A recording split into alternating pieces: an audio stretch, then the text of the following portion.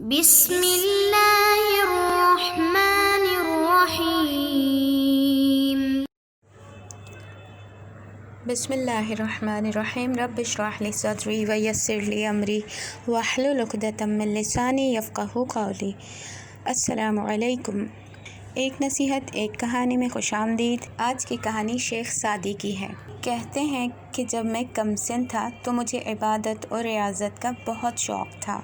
پوری رات جاگ کر اپنے والد کی طرح قرآن خوانی کرتا رہتا، نوافل ادا کرتا رہتا۔ بتاتے ہیں کہ ایک دفعہ ہم سفر میں تھے، ایک جگہ پڑاؤ کیا گیا۔ میں اپنے والد محترم کے ساتھ حد عادت یاد خدا میں مشغول ہو گیا، جبکہ دیگر قافلے والے خواب خرگوش کے مزے لیتے رہے۔ جب میں نے ان سب کی غفلت کی نیند کو دیکھا تو مجھ سے رہا نہ گیا اور اپنے والد سے کہنے لگا، افسوس ہے ان لوگوں کی حالت پر کہ ان سے اتنا بھی نہیں ہو سکا کہ اپنے خالق و مالک کے حضور سجدہ ادا کر سکیں۔ کیا ہی اچھا ہوتا کہ یہ بھی نوافل ادا کرتے، تو اللہ رب العزت ان کے مال، جان اور رزق میں، روزی میں برکت ڈال دیتا اور ان کے درجات بھی بلند کر دیتا۔ جب میرے والد ماجد نے یہ سنا تو کہنے لگے، بیٹا یہ طریقہ صحیح نہیں ہے، کسی کو خود سے کمتر خیال نہیں کرنا چاہیے، اور ان کی برائی بیان کرنے سے تو بہتر تھا کہ تم بھی سوئے رہتے۔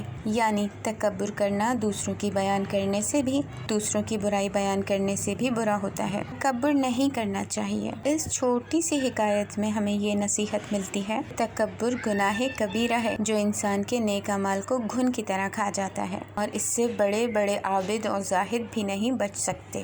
لہٰذا ہر قدم پھونک کر اٹھانا چاہیے اور بات بھی سوچ سمجھ کر کرنا چاہیے۔ دوسروں کو کمتر نہیں سمجھنا چاہیے، اور اگر کسی سے ایسا ہو گیا ہے تو اسے خدا کی بارگاہ میں توبہ کرنا چاہیے تاکہ عذاب الہی سے محفوظ رہ سکے، کیونکہ عبادت کا مقصد ہی غرور سے بچنا ہے، نہ کہ غرور کرنا۔ اگلی نصیحت اور کہانی کے ساتھ پھر حاضر ہوں گے، جب تک کے لیے اللہ حافظ۔